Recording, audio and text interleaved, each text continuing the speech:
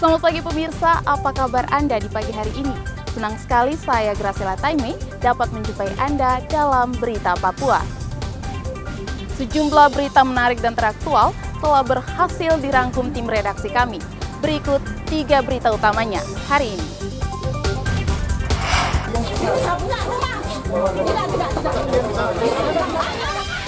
Eksekusi rumah di Merauke ricuh, pemilik rumah menghadang petugas pengadilan.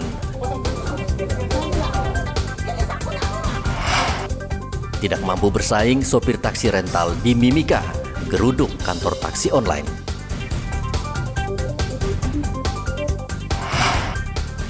Stok beras di Kabupaten Mimika aman untuk 3 bulan ke depan.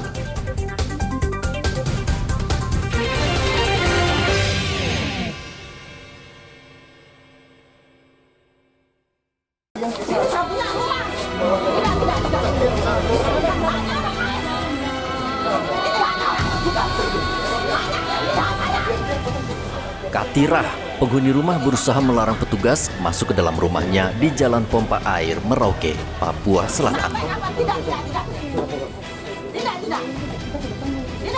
Ia tidak ikhlas jika petugas membawa keluar seluruh barang dari dalam rumahnya sesuai perintah Pengadilan Negeri Merauke. Petugas akhirnya mengeluarkan seluruh barang melalui jendela.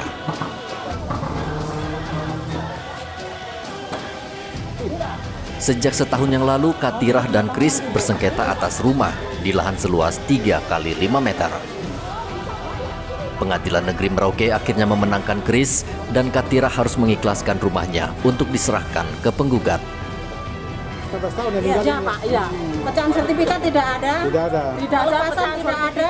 Bukti pajak bayar tidak ada. Berapa kali berapa rumah satu petak itu? 3 kali 5 kalau nggak salah. 3 kali 5 ya? Iya. Namanya siapa itu Ibu itu? Ibu Katira. Saya tidak bisa memberikan statement di luar daripada yang seharusnya karena pengadilan punya humas. Nanti kalau mau menanyakan informasi terkait pelaksanaan eksekusi mungkin di kantor aja, nanti dilayani oleh. Tapi Ibu Hakim kan di lapangan. Berarti kan punya kewenangan. Secara SOP pengadilan tidak bisa berpendapat. Seperti itu ya. Oke, seperti itu. Mohon maaf nanti ke kantor aja. Ibu izin, kalau di lapangan ini Ibu Hakim artinya pemantauan seputar apa aja dipantau nih? Saya mengawal aja. Mengawal aja ya. Agar kericuhan tidak meluas, 100 anggota polisi diterjunkan ke lokasi untuk mengamankan jalannya eksekusi. Berkaitan hari ini kita mulai kesulitan pembangunan, ya memang ada surat dari pengadilan di Merauke berkaitan pengamanan eksekusi. Ya, hari ini dilaksanakan, kami libatkan 100. Upaya Katirah mempertahankan rumahnya sia-sia karena petugas dengan segala cara tetap mengeluarkan barang milik Katirah lalu memagari rumah yang menjadi sengketa. Muhammad Ridwan melaporkan dari Merauke, Papua Selatan. Ibu punya tangan nanti Bu. Ini saya punya hak. Ini bukan haknya Kris ini. Biar berimbang juga, kita kan bingung. Sopir rental di Mimika menggeruduk kantor taksi online di Jalan Hasanuddin. Mereka memprotes kehadiran taksi online di Mimika karena mematok tarif yang murah, sehingga warga Timika enggan menggunakan taksi rental yang selama ini beroperasi. Ketua Taksi Rental Mimika, Firman Amali, mengatakan ia dan para sopir pada intinya tidak menolak kehadiran taksi online Maxim. Namun pengelola taksi Maxim seharusnya berkoordinasi dengan instansi terkait dan menunggu keputusan Pemkab soal tarif yang resmi. Ada beberapa hal yang kami tawarkan dan kami anggap sebagai solusi supaya rental jalan, Maxim juga jalan. Yang pertama, kehadiran Maxim di sini adalah tidak ada sosialisasi dari teman-teman rental. Terus pihak Maxim tidak ada penyampaian ke pihak terkait, baik di Dinas Perhubungan ataupun ke pihak Uganda. Jadi di kesempatan ini kembali saya mengulang bahwa yang pertama solusi yang kami tawarkan adalah pihak Maxim harus menunggu tarif regulasi dulu di Timika dari pihak terkait. Kedua, seluruh pihak kendaraan Maxim harus punya stiker dan ini berlaku di seluruh Indonesia. Kenapa ini penting? Karena di lapangan kami menemukan banyak mobil-mobil yang didaftar berbeda dengan yang di lapangan. Ada juga sopir yang beroperasi di lapangan, lain yang didaftar. Ini kami temukan. Jadi selama ini anak-anak jalan itu bukan untuk mengintimidasi kita. Kami hanya mencari bahwa apakah mobil yang didaftar itu sesuai dengan yang berjalan di lapangan. Kehadiran taksi online di Timika mendapat sambutan hangat masyarakat. Salah satu yang menjadi daya pikat adalah tarif angkutan yang sangat murah. Bandingkan dengan taksi rental yang menetapkan tarif sewa sekali jalan bisa mencapai Rp500.000.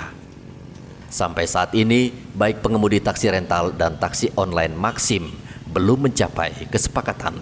Igobat Momolin melaporkan dari Mimika, Papua Tengah.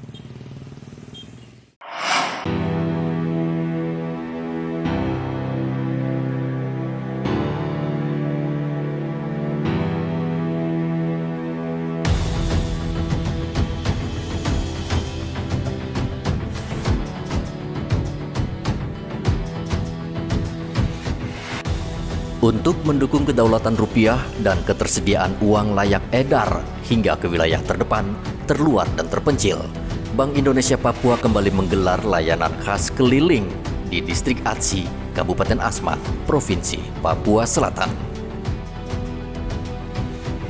Perjalanan ke lokasi butuh perjuangan karena harus menggunakan berbagai macam transportasi melalui darat, udara, hingga mengarungi sungai. Setidaknya dari Merauke ke Kabupaten Asmat membutuhkan waktu sekitar 7,5 jam. Selama 3 tahun terakhir ini, Bank Indonesia Papua sudah 6 kali menjelajahi kawasan pedalaman Kabupaten Asmat untuk memberikan layanan khas keliling. Untuk kegiatan khas keliling ini, Bank Indonesia Papua menyiapkan uang 2,72 miliar untuk diserap masyarakat. Pelayanannya bagus, kita disambut dengan baik, biarpun uang lusuh bagaimana, yang penting masih bukan uang mutilasi, mereka tukar dengan senang hati. Di sini tuh masyarakat kalau mau belanja, dia remas dulu, jadi akhirnya sampai kita di pedagang itu sudah hancur. Itu yang susahnya. Ada dana-dana keluar ya uang besar, kalau macam tidak ada dana ya keluar uang kecilnya, sampai uang 1.000-nya, 2.000-nya keluar. Tapi paling lebih banyak uang kecil atau uang besar di pasar? Uang kecil saja. Musim-musiman kalau uang besar. Terbantu sekali. Karena uang kecil kami yang 5 tahun yang lalu itu bisa tergantikan dengan uang yang fresh, segar. Terima kasih Bank Indonesia sudah membantu kami di pelosok-pelosok Atsi sini untuk merubah uang kami jadi uang segar-segar. Mudah-mudahan berlanjut. Ya, terima kasih untuk Bank Indonesia sudah datang di Distrik Atsi Kabupaten Asmat untuk pertukaran uang yang sudah rusak, contohnya yang 1.000-2.000 yang sudah rusak bisa diganti yang baru. Kemudian untuk uang besar bisa dapat tukar uang kecil. Jadi untuk uang yang rusak di sini susahnya tidak bisa dibawa ke kabupaten. Ini kebetulan untuk Bank Indonesia sudah hadir di Distrik Atsi Kabupaten Asmat. Makanya untuk penukaran lancar. Terima kasih untuk Bank Indonesia.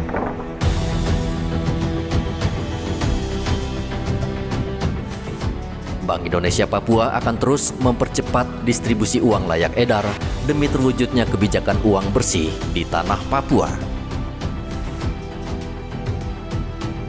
Kegiatan ini juga menjadi kesempatan Bank Indonesia untuk mengajak masyarakat, khususnya di wilayah 3T, terdepan, terluar, dan terpencil, semakin mencintai dan bangga dengan rupiah.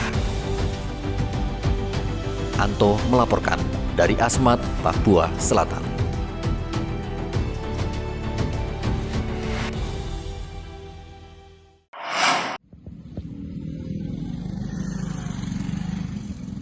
Stok beras Bulog di Mimika, Papua Tengah aman untuk 3 bulan ke depan. Kepala Bulog Mimika, Riyadi Muslim, memastikan saat ini ada 850 ton beras di gudang, sementara 1.000 ton juga berada di pelabuhan. Secara fisik yang ada di gudang kami itu sebanyak 850 ton dan ada di pelabuhan sekitar 1000 ton. Jadi total sekitar 1.800 ton itu untuk beras PSO-nya. Sedangkan untuk beras komersil kami memiliki stok sekitar 52 ton dan ada minyak sebanyak 30.000 liter dan gula sebanyak 25 ton. Itu stok yang dimiliki kami. Untuk stok yang ada di kami juga tiap bulannya kami mengisi dari Jawa Timur. Kami mendapatkan move-in dari Jawa Timur dan akan diisi rutin tiap bulannya. Berarti dari Makassar, Merauke sudah enggak lagi ya? Dari Makassar sementara mereka dari Sulawesi Selatan mereka fokus ke titik Papua di sisi utara. Jadi kami dari sisi Jawa Timur. Untuk Merauke saat ini dulu, karena Merauke mungkin saat ini lagi panen, cuma masih mengisi untuk kebutuhan Merauke dan sekitarnya terlebih dahulu. Kalau untuk ini pelayanan ke Kabupaten Tetangga masih jalan Pak ya? Ya, Kabupaten Tetangga kami masih melayani di Kabupaten Puncak, Kabupaten Yaukimo atau ASN dan Duga dan Kabupaten Duga. Riyadi menambahkan beras yang tersedia ini untuk memenuhi kuota Kabupaten Mimika serta 3 kabupaten tetangga, yakni Kabupaten Puncak, Kabupaten Yaukimo, dan Kabupaten Duga. Kabupaten Mimika sendiri saat ini juga mendapatkan pasokan beras dari Jawa Timur yang dikirim setiap bulannya. Igobat Momolin melaporkan dari Mimika, Papua Tengah.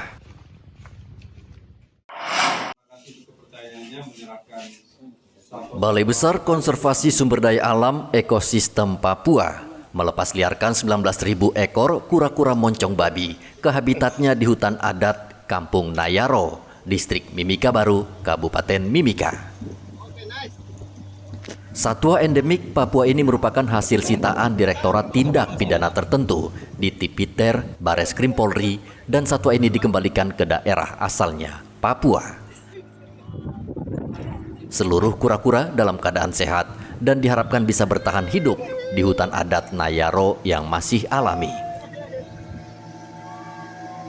Selain itu, masyarakat di Kampung Nayaro juga memiliki kesadaran tinggi dalam melindungi satwa liar. Dari Padang, Kalimantan, kemudian dari Jawa Timur, dan dari terakhir itu dari Bali. Nah, itu ada 15 kali trip. Kami bekerjasama dengan PT Freeport menggunakan Airfast untuk memulangkan satwa itu di Mimika sini. Itu merupakan hasil sitaan dari Bareskrim di Tipiter Kepolisian Republik Indonesia di bulan Januari. Kemudian karena kasus itu terjadi di wilayah hukum Tangerang, maka kasus itu disidangkan di Pengadilan Negeri Tangerang dan mungkin prosesnya masih berjalan. Nah, pelepasliaran ini merupakan satu proses hukum yang harus dipenuhi oleh Kejaksaan Negeri, sehingga ketika ada permintaan dari hakim untuk membuktikan bahwa kita bisa melepasliarkan dokumentasi dari sini itu kita kirim. Menurut catatan WWF Indonesia, kura-kura jenis ini hidup di wilayah selatan Papua, seperti di Kabupaten Asmat. Moncong kura-kura ini mirip moncong babi dan banyak diburu dan diselundupkan ke luar negeri karena dagingnya berkhasiat. Di Indonesia, harga pasaran kura-kura moncong babi ukuran dewasa berkisar 1 hingga 5 juta rupiah per ekor. Igobat Momolin melaporkan dari Mimika, Papua Tengah.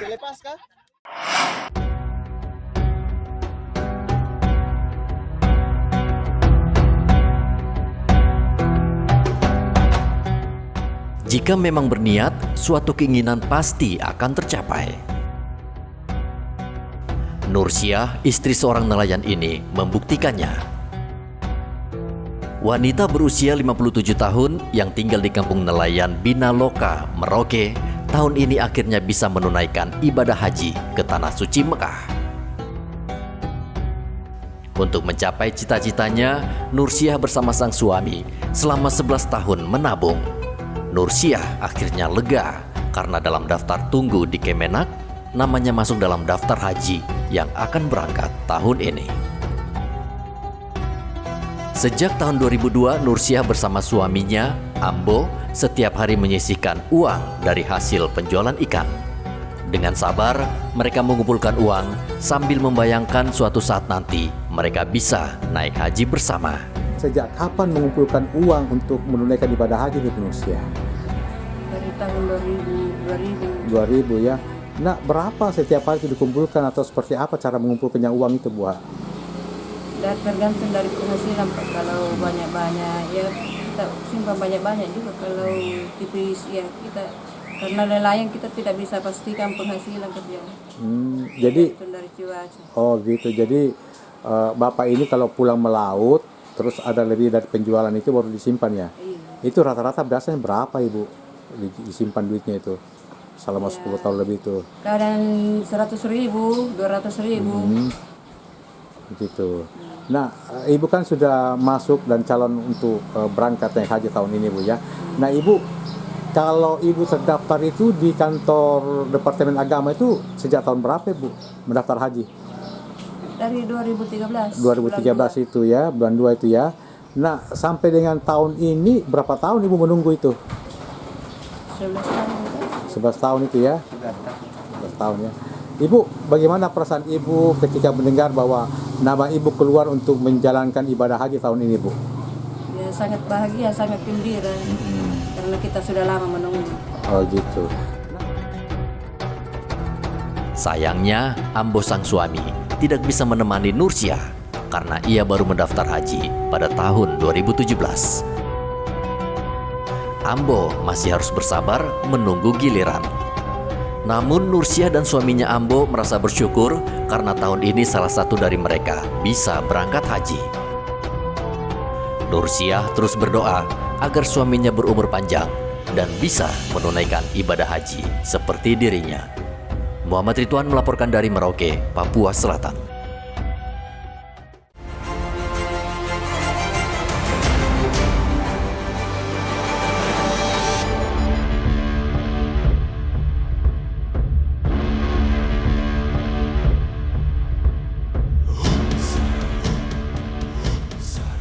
Pencuri motor di Kampung Semangga, Merauke, Papua Selatan nyaris diamuk warga. Monda, pemuda berusia 25 tahun bersama Sylvester temannya hendak mencuri motor di kawasan Semangga. Mereka terpergok saat kendaraan yang akan dicuri tidak berhasil dinyalakan. Alhasil, warga menangkap keduanya.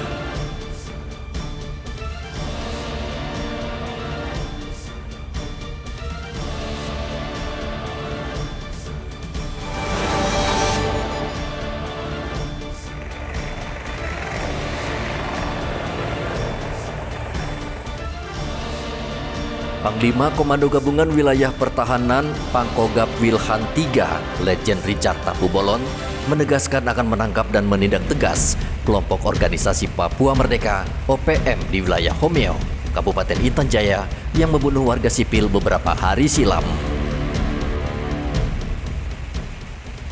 Sebelumnya pada 30 April lalu, kelompok OPM menyerang Polsek Homeo di Kabupaten Intan Jaya selama 3 hari berturut-turut.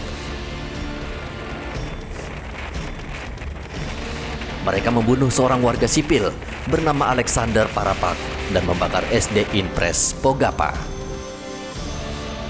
Jenazah korban sempat tertahan selama 3 hari karena proses evakuasi tidak memungkinkan.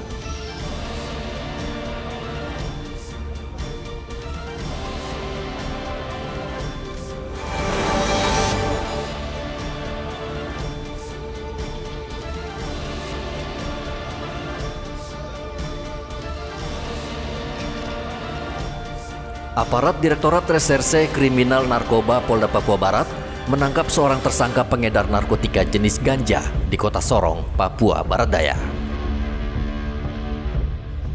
Tersangka merupakan narapidana yang kabur dari Lapas Kelas 2 Kota Sorong pada 7 Januari 2024. Ia dipenjara dalam kasus yang sama karena mengedarkan narkoba. Polisi menangkap tersangka di Jalan Jenderal Ahmad Yani, Kota Sorong saat hendak mengambil ganja. Saat digeledah, ditemukan 24 bungkus ganja ukuran besar dengan berat hampir 1 kilogram. Ganja tersebut dijual seharga Rp100.000 per gram. Ia mengaku bisa mendapat untung hingga Rp90 juta.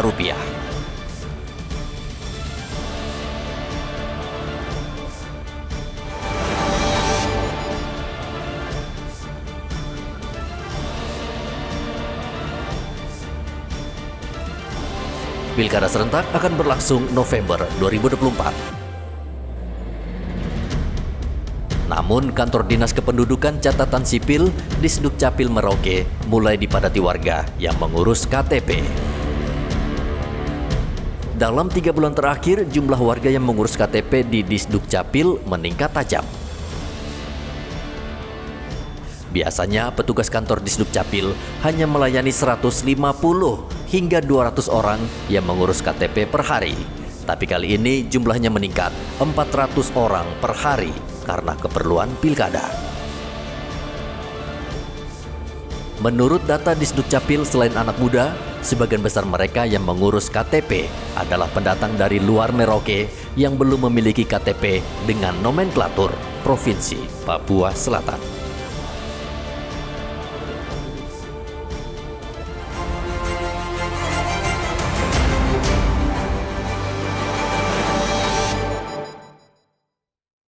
Pemirsa, informasi tadi sekaligus mengakhiri jumpa kita pada pagi hari ini.